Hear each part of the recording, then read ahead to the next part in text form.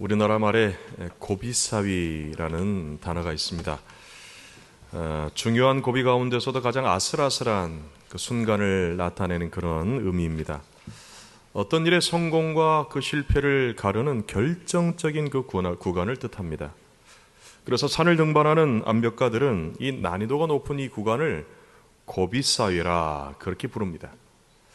전문 동반가들은 이 고비사위를 넘어갈 때 세상에 아무런 소리도 들리지 않는 깊은 그 몰입을 경험하게 된다고 해요. 얼마 전에 저희 나라를 방문한 세계 최고의 회사의 CEO 회장인 젠슨 황, 우리나라 말로는 황인훈, 대만계인데 황인훈이에요. 이 젠슨 황이 기업을 경영하면서 수많은 위기와 또 난관과 고통스러운 순간을 맞이할 때마다 현재에 집중하는 그 몰입의 힘으로 모든 그 위험을 극복해 왔다 하는 것을 이야기합니다. 성공하는 데 있어서, 정상에 오르는 데 있어서 고통이 없을 수가 없다는 거예요. 많은 고통이 있는데 그 고통을 넘어갈 때마다 새로운 성공의 문이 열렸다라는 그런 고백을 해요. 우리의 삶과 가정과 일터와 교회와 신앙생활에서도요, 도저히 넘기 힘들고 버티기 어려운 이 고비사위, 여기만 넘어가면 되는데 하는 그런 힘든 결정적인 구간들을 만나게 될 때가 있습니다. 주위를 둘러봐도 아무리 둘러봐도 붙잡을 만한 거, 의지할 만한 것이 없고, 그래서 금방이라도 낭떠러지로 떨어질 것만 같은 그런 위험한 순간에 처할 때가 있는 것입니다. 그리고 그러한 환경과 상황 속에서 골리앗과 같은 이 세상은 불확실한 미래에 대한 두려움과 그 불안한 마음에 사로잡히게 하고 실패와 좌절과 절망의 나락으로 우리를 몰아붙입니다. 그러나 절체절명의 이 고비사위는 두려워하지 말아라, 무서워하지 말아라, 위로하시고 용기를 주시는, 위기와 위험과 절망을 넘어서 소망을 주시는 하나님의 음성에 더욱더 집중할 수 있도록, 몰입할 수 있도록 합니다. 오늘도 우리 인생 가운데 숨막힐 듯한 그런 고비사위 앞에서도 우리의 믿음의 시선을 믿음의 주요 온전케 하시는 예수 그리스도께 두고 살아계셔서 오늘도 역사하시고 오늘도 우리에게 말씀하시는 우리 주님의 음성을 듣는 그 음성에 집중하시는 우리 모든 성도님들 될 수 있기를 바랍니다. 먼저 오늘 18절을 보니까 도아데라 교회의 사자에게 편지하라. 그 눈이 불꽃 같고 그 발이 빛난 주석과 같은 하나님의 아들이 이르시되 말씀합니다.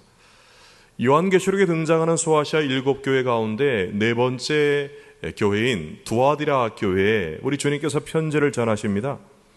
이 두아디라는 버가모에서 동남쪽으로 약 64km 정도 떨어져 있는 곳으로 그렇게 크지 않은 작은 소도시입니다. 그런데 로마 시대의 중요한 군사적인 요충지였을 뿐만 아니라 가죽과 구두, 옷, 염색, 구리를 제조하는 그런 일 등 다양한 직종의 이 상업이 발달해서 무역이 번창했던 그런 도시이기도 해요. 사도 바울이 유럽의 첫 성인 빌립보에서 복음을 전했을 때 그 빌립보 교회의 첫 성도가 된 루디아를 만나게 되는데요. 이 루디아가 자주색 옷감 장사였는데 이 두아디라 출신으로 사도행전 16장 14절에 나옵니다. 지난 3월에 성지순례 중에 방문한 그리스에 위치한 이 빌립보에서 이 바울과 루디아가 만난 이 성경의 기록이 정말 역사적인 사실이다라는 것을 확인하고 돌아올 수 있었어요. 저기 보시면 루디아 기념교회도 있고 또 바울과 루디아가 만났을 것으로 추정이 되는 그 물가에 교회도 있고 또 세례터가 있는 것을 볼 수가 있습니다. 어느 교회 성도의 가정에 한 아들이 성지순례를 다녀왔어요. 성지순례를 다녀와가지고 집에 돌아와서 집 문을 벌컥 열고 들어오면서 이렇게 엄마 아빠를 부르면서 이렇게 얘기해요. 엄마, 아빠, 성경의 기록이 사실이었어. 와, 나 성경 이야기 다 이야기인 줄 알고 허구인 줄 알고 그랬는데 아니 성경의 기록이 사실이었어. 단순한 이야기가 아니야. 내가 봤어. 그렇게 하면서 얼마나 은혜를 받고 감동을 받았는지 그렇게 문을 열고 들어와서 얘기를 하더라는 거죠. 그동안에는 성경에 대해서 의심이 있었고 이 성경의 기록이 역사적인 사실이 아닐 것이라고 그렇게 짐작을 하고 있었는데 실제 그 현장을 보고 직접 두 눈으로 목격한 다음에 생각이 달라지고 그의 마음에 믿음이 들어간 것입니다.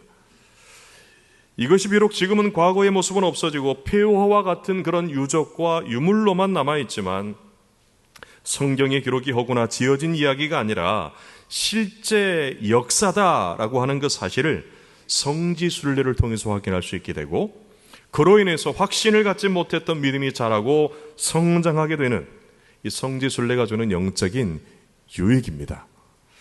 성경이 기록될 당시 두아디라에는요 각 직종에 따라서 길드, 오늘날로 치면 조합이에요. 조합, 상인들의 조합.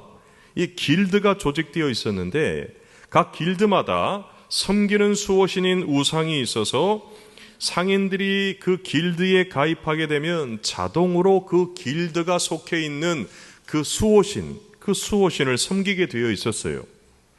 특별히 이 두아디라 이 도시의 수호신은 제우스의 아들인 태양신 아폴론이었습니다. 그리고 그 외에도 그리스 로마 신화에 등장하는 다양한 신들을 위한 그 신전을 짓고 길드마다 가입한 회원들이 함께 그 신들을 섬겼어요. 자신들의 사업이 번창하기를 바라면서 정기적으로 함께 모여서 수호신에게 제사를 드리고 또 우상에게 드려졌던 그 제물을 함께 먹고 마시고 즐기면서 축제를 벌이고 거기에서 그치지 않고 부정한 여인들을 불러가지고 음란한 행동을 하는 것이 자연스러운 그런 일이었습니다. 그러니까 조합에 가입이 되어서 생업에 종사하는 것 자체, 일하는 것 자체가 우상을 숭배하는 일이었고 음행을 동반하는 죄 짓는 일이었다라는 거죠. 만약 길드에 가입되어 있지 않거나 그리고 그들이 주관하는 행사에 참여하지 않거나 그러면 경제적인 불이익을 당하게 되고 무시를 받고 조롱을 받고 비방을 받고 왕따가 되어가지고 사업을 할 수도 없고요. 그러니까 먹고 살 길이 없는 거예요. 생계를 유지할 방법이 없는 거예요. 일거리도 구하지 못하고 거래는 더더군다나 할 수 없는 그런 사회적인 구조를 가지고 있던 도시가 이 두아디라입니다. 이렇듯 두아디라는 다른 도시와 달리 황제 숭배로 인한 그런 핍박과 박해는 심하지 않았지만 세속에 물든 문화와 그 사회 속에서 죄와 어쩔 수 없이 먹고 살아야 되니까 어쩔 수 없이 타협해야 하는 그런 시험과 유혹이 많은 곳이 바로 두아디라입니다. 우리가 하나님의 은혜에 의해서 믿음으로 구원을 얻지만 계속해서 하나님을 닮아가는 성화의 과정 가운데 있습니다. 우리가 구원을 완성하기까지 이렇듯 세상에서의 많은 고난과 환난과 그러한 시험과 유혹과 그로 인해서 겪게 되는 십자가 지는 고통이 동반이 됩니다. 여러분, 이것을 우리가 피하거나 외면할 수가 없어요. 그래서 이러한 세상 속에서 그리스도인이라는 이름으로 신앙 가지고 살아가는 것 자체가 짐이 되고 고통이 되고 그게 고난이 되고 환난이 될 때가 있다라는 얘기예요. 영적인 고비 사이와 같은 위험한 세상길에서 아슬아슬하게 절벽에 매달려 있는 그런 상황에 놓일 때가 있다라는 것입니다. 다윗은 그와 같은 믿음의 길을 사망의 음침한 골짜기라 이렇게 시적으로 비유하면서 노래해요. 그러나 그저 위험하고 위태롭기만 한 고비 사이로만 그것을 바라보고 해석하지 않고 그 뒤가 중요한데 그 뒤를 보면 이렇습니다. 내가 사망의 음침한 골짜기로 다닐지라도 해를 두려워하지 않을 것은 주께서 나와 함께 하심이라. 주의 지팡이와 막대기가 나를 안위하시나이다. 이렇게 노래합니다. 아무리 죽을 것 같은 위험과 실패와 위기 가운데 놓여 있을지라도 우리 성도들에게 있어서는 두려워하지 않을 이유가 있다라는 거예요. 주의 지팡이와 막대기로 지켜주시고 돌봐주시고 인도해 주시는 하나님께서 지금도 우리와 함께하고 계시기 때문이라는 겁니다.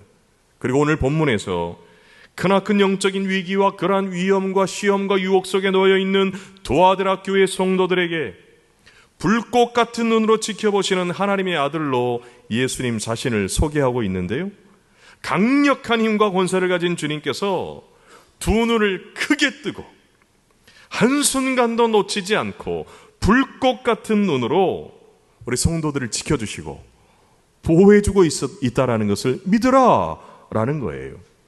불꽃 같은 눈은 대적과 원수들에게는 오금이 저릴 만큼 무섭고 두려운 눈빛이지만 하나님의 사랑받는 자녀들에게는, 우리 모든 성도들에게 있어서는 얼마나 든든하고 힘이 되고 위로가 되고 안심이 되는 우리 주님의 따스하고 믿음직한 그런 시선인지 몰라요.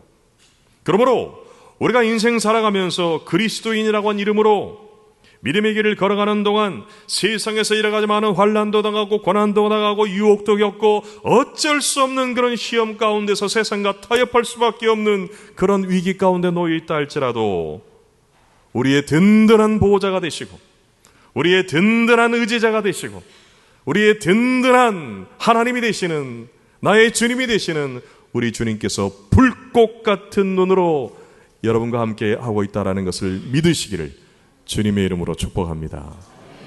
이어서 19절을 보면 내가 내 사업과 사랑과 믿음과 섬김과 인내를 나누니 내 나중 영예가 처음 것보다 많도다 말씀해요. 세상의 거짓 우상을 수호신으로 섬기지 않고 하나님의 아들이신 예수님을 의지하는 믿음 가졌던 두아드라 교회 성도들에게 주시는 칭찬의 말씀입니다. 주님의 선한 일을 위한 그런 사랑과 믿음과 봉사와 인내가 처음만 그런 것이 아니고 갈수록 더 많아지고 나아지고 열심히 더해지고 있다는 거예요. 전도하고 선교하고 봉사와 구제와 사랑과 섬기는 그 일들이 많아지고 있다는 얘기죠. 처음과 달리 나중에는 사랑이 식어져 버린 에베소 교회와 달리 세상의 유혹과 시험과 그 어려움 가운데서 넘어지고 그것을 이기지 못하고 적당하게 세상과 타협하면서 진리를 굳게 붙들지 못했던 버가모 교회와 달리 두아드라 교회는 처음만 그런 것이 아니고 끝이 좋은, 아니 끝이 더 좋은 교회다 하는 그런 칭찬을 받습니다. 여러분, 성경을 보게 되면 처음은 좋았으나 갈수록 더 나아지고 더 많아지는 인생이 아니라 끝이 갈수록 약해지고 커다란 실망과 아쉬움만 남긴 사람들이 적지 않습니다. 그 대표적인 인물이 이스라엘의 초대 왕이었던 사울이죠. 여러분, 사울은 처음에는 얼마나 겸손하고 부끄러움도 많고 수줍어하고 마음도 넓은 그런 사람이었는지 몰라요. 그런데 점차 왕이라고 하는 권력이 주는 달콤함에 빠져가지고 갈수록 교만해지더니 하나님의 말씀도 무시하고 하나님의 질서도 무시하고 패망의 길로 달려갑니다. 여러분, 성경 잠언 16장 18절을 보게 되면 교만은 패망의 선봉이요 거만한 마음은 넘어짐의 앞잡이니라 이렇게 말하는데, 잠시 잠깐 한 번 두 번 교만하고 거만한 마음으로 한 번 두 번은 실패하고 넘어질 수 있어요. 그러나 넘어졌으면 얼른 일어나면 돼요. 그러나 이 사울은 저렇게 교만하게 얼굴을 높이 쳐들고 있는 저 사울은 넘어진 김에 그 자리에서 계속 주저앉아서 아예 엎드려지고 마는 안타깝고 불행한 인생으로 끝마무리되고 맙니다. 처음만 반짝 좋았지 끝이 좋지 못한 부정적인 그런 모델이 바로 사울이 된 거죠. 반면에 이스라엘의 두 번째 왕이었던 다윗은 여러분 어떠합니까?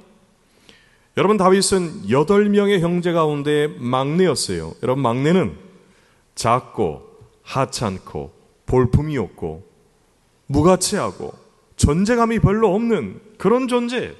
그런데 시작은 아주 미약하고 보잘것이 없었는데 그런 다윗이 거인 골리앗을 쓰러뜨리고 평생의 대적이었던 사울의 핍박과 위협을 받으면서도 광야로 이리저리 도망다니는 가운데 믿음이 작아지고 믿음이 줄어들고 믿음이 사라진 것이 아니고 그 믿음이 갈수록 더 커집니다.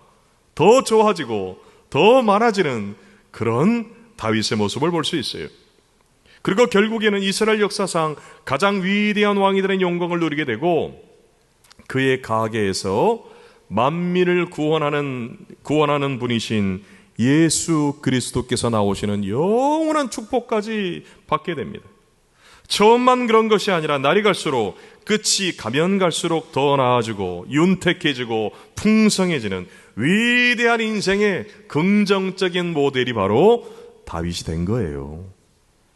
여러분, 이렇게 사울보다 다윗이 끝이 더 좋은 복되고 위대한 인생의 삶을 살 수 있었던 그 비결은요, 한 번, 두 번, 여러 번 넘어지고 또 실패하고 넘어지고 또 넘어지고 거기에 있지 않아요. 교만하고 거만한 마음으로 넘어지고 또 넘어졌던 사울 못지않게 여러분, 다윗 역시도 왕의 자리가 주는 절대적인 권력의 달콤함에 취해서 중대한 죄를 짓게 됩니다. 세상의 시험과 유혹 앞에서 충직한 부하였던 우리아의 아내 밧세바와 간음하는 죄도 짓고 또 죄에 빠져서 그것을 덮기 위해서 살인까지 저지르게 되고 또 그 모든 죄를 다 은밀하게 은폐하고 감추기까지 해요. 그런데 여러분, 불꽃 같은 눈으로 지켜보시는 하나님의 시선은요, 죄에 대해서는 단호합니다. 차갑습니다. 냉정합니다. 그냥 눈 감고 내버려두지 않으시고 덮어놓고 감추지 않으시고 은밀하고 부끄러운 그 모든 수치스러운 죄를 다 알고 계시는 하나님께서 반드시 여러분 그 죄를 추적해 가십니다. 그리고 그 죄를 찾아내고 드러내세요. 오늘 23절 하반절을 보게 되면 각 사람의 행위대로 갚아주리라 말씀하시는데, 오늘 두아디라 교회를 책망하시는 주님의 음성 가운데서도 그 사실을 발견합니다. 여러분, 이스라엘 역사상 가장 악한 여인이었던 이세벨을 예로 들면서 그녀의 꾀임에 빠져서 당시 북이스라엘의 왕이었던 아합과 이스라엘 백성들이 우상을 숭배하고 음행을 저질렀던 그 심각한 그 죄를 보고도 그것을 덮고 용납했던 그런 일들이 이 두아디라 교회 가운데도 있었다라는 거예요. 그러면서 잘못된 그 길에서 돌이키는 회개를 거듭해서 촉구하십니다. 여러분, 하나님께서 선지자 나단을 보내가지고 다윗의 죄를 드러내셨을 때 다윗이 보는 반응이 이래요. 다윗이 무릎을 꿇습니다. 그리고 나단에게 이렇게 말합니다. 내가 여호와께 죄를 범하였노라. 여러분, 다윗은 실패하고 넘어진 자리에서 자신의 잘못을 계속해서 감추기 위해서 그것을 끝까지 뭉개지 않습니다. 죄로 넘어지고 실패한 자리에서 하나님 앞에 얼른 엎드리고 잘못된 길에서 바로 돌이켜요. 이것이 바로 다윗이 죄로 인해서 넘어지고 실패했음에도 불구하고 끝이 더 좋은 인생이 될 수 있었던 결정적인 열쇠입니다. 두아디라 교회 성도들 가운데서도 먹고 살아야 되니까 생계를 위해서 어쩔 수 없이 자신이 속해 있는 그 길드의 우상 앞에 머리를 조아리고 세상의 달콤한 쾌락과 그 즐거움 가운데 넘어지기도 했습니다.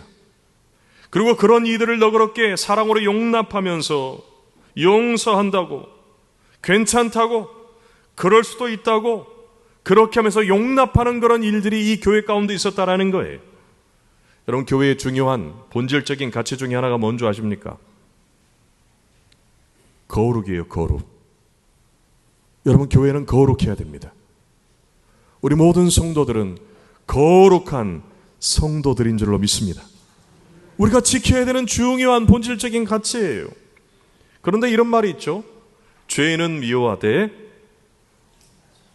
사람은 말을 바꾸어서 죄인은 미워하되 죄인은 어떻게 해요? 미워하지 말라. 사람은 미워하지 말라. 그런 말이 있죠. 여러분, 이 말이 어디에서 나왔습니까? 이 말이 어디에 있어요? 모르는 사람은 성경에 기록된 말씀으로 오해합니다.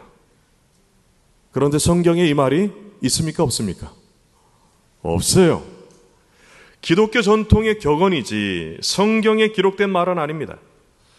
죄인을 용납하고 포용하고 용서하고 사랑하는 것은 분명 성경의 정신이지만, 그러나 죄인은 결코 용납될 수가 없어요. 왜 그러느냐? 거룩과 부정한 죄는 결코 양립될 수 없기 때문에 그래요. 빛과 어두움은 함께 공존할 수가 없는 겁니다. 죄는 여러분 하나님의 진노와 하나님의 심판의 결과를 가져옵니다. 그렇기 때문에 하나님께서 우리의 죄를 사하시고 그 값을 대신 치르시기 위해서 십자가에서 죽으시고 그 예수님의 그 십자가의 은혜로 우리의 모든 죄를 깨끗하게 용서해 주시는 거예요. 죄는 덮는 게 아니에요. 죄는 그저 감추는 게 아닙니다. 은폐하는 게 아닙니다. 죄는 드러내는 거예요. 그리고 예수 그리스도께서 십자가로 우리의 모든 죄를 깨끗하게 하시고 정결하게 하셨던 것처럼 그렇게 거룩하게 하는 겁니다. 여러분, 그러므로 모든 저주와 모든 불행과 모든 심판 가운데서 십자가의 보혈로 우리를 깨끗하고 정결하게 하신다는 것을 기억하면서 여러분 그 믿음 가운데 굳게 서시는 우리 모든 성도님들 될 수 있기를 간절히 바랍니다. 끝으로 25절을 보면 다만 너희에게 있는 것을 내가 올 때까지 굳게 잡으라 말합니다. 여러분, 그렇기 때문에 날이 갈수록 더 나아지는 인생, 끝이 더 좋은 성도와 교회가 되기 위해서는 철창을 가지고 만국을 다스리는 권세를 가지신 새벽별 되시는, 그리고 지금도 불꽃 같은 눈으로 지켜보시는 예수 그리스도의 복음과 이 십자가를 여러분 끝까지 붙들어야 돼요. 회개하여 제사함 받게 하시고 다윗과 같이 최후 승리의 영광과 영원한 축복을 누리게 하시는 예수 그리스도의 십자가, 우리의 모든 죄를 정결하게 하시고 깨끗하게 하시는 죄사함의 은총을 얻게 하시는 주님의 십자가를 굳게 붙들어야 된다는 겁니다. 우리 인생의 그 무엇보다도 가장 소중한 가치를 복음이신 예수 그리스도, 여러분 십자가에 두어야 된다는 거예요. 2003년 4월에 미국 유타주의 좁은 협곡에서 27살의 등반가였던 에런 레일스턴이 사고를 당합니다. 등반 도중에 바위에 오른팔이 끼게 되고 필사적으로 그 팔을 빼가지고 탈출하려고 하지만 이 팔이 안 빠져요. 그렇게 127시간이 속절없이 흘러가게 되는데, 그 시간 동안 그 바위에 낀 이 팔이 서서히 썩어가고 그대로 있다가는 죽을 수밖에 없는 절체절명의 위기 가운데 이 청년이 놓이게 됩니다. 그리고 127시간이 지나갈 무렵에 이제는 오른팔의 감각이 다 없어지고 점점 썩어가는 그 팔을 보면서 이 청년이 중대한 결심을 해요. 남아있는 온 힘을 모아가지고 이 오른팔 아래 썩고 있는 그 팔의 뼈를 비틀어가지고 스스로 부러뜨리고 무딘 칼로 1시간에 걸쳐서 스스로 오른쪽 팔 썩고 있는 그 팔을 잘라냅니다.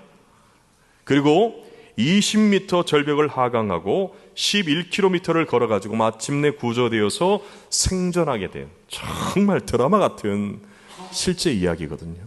여러분, 이 이야기가 영화로 만들어졌는데 그 영화가 바로 127시간이라는 영화입니다. 마태복음 18장 8절과 9절에서는 예수님께서 우리에게 이렇게 말합니다. 여러분, 이 말씀을 함께 읽습니다. 만일 내 손이나 내 발이 너를 범죄하게 하거든 찍어내버리라.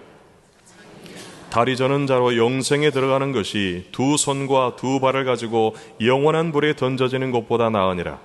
만일 내 눈이 너를 범죄하게 하거든 빼어내버리라. 한 눈으로 영생에 들어가는 것이 두 눈을 가지고 지옥불에 던져지는 것보다 나으니라. 무서운 말이죠. 무서운 말이에요. 여러분, 이 말씀은 실제 죄를 범한 두 손이나 두 발, 두 눈을 잘라버리고 빼버리라, 그런 말 아니에요. 무슨 말이냐?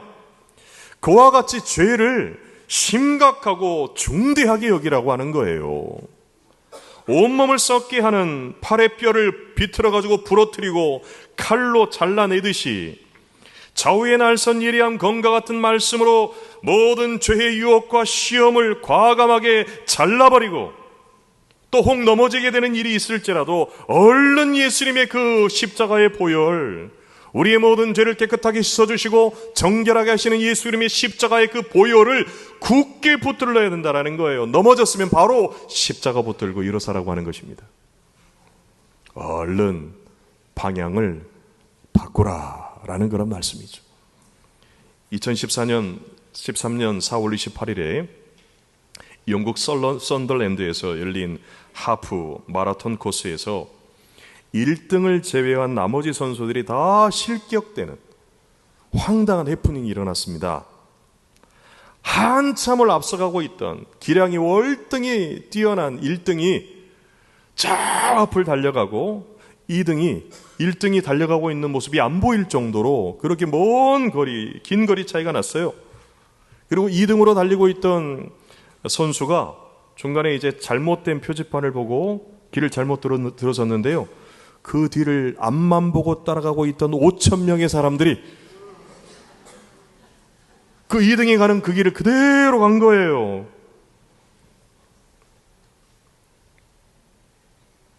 전원 탈락했습니다.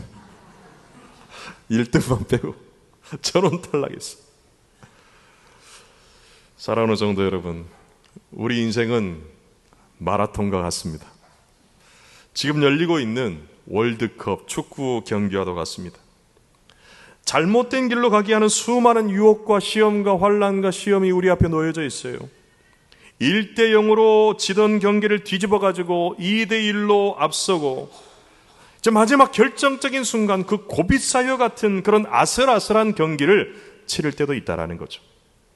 그러나 잘못된 길을 들어섰으면, 알아차렸으면 회개의 기회를 주십니다. 얼른 방향을 바꾸고 간발의 차로 앞서고 있는 경기일지라도 끝까지 집중력을 잃지 않아야 된다는 거죠. 우리 그리스도인들에게 있어서 신앙과 삶의 가장 소중한 가치와 기준 되시는 예수 그리스도의 십자가, 이 복음을 끝까지 붙들고 나아가야 된다는 거예요. 그러므로 일평생 불꽃 같은 눈으로 지켜주시는 우리 주님, 그 주님 끝까지 의지하면서 날이 갈수록 여러분 처음만 반짝 좋은 그런 인생이 아니라 날이 갈수록 더 좋은 믿음을 가진 성도들, 그런 교회가 저희 신일교회 될 수 있기를, 여러분 모두가 될 수 있기를 주님의 이름으로 축복합니다. 기도하겠습니다.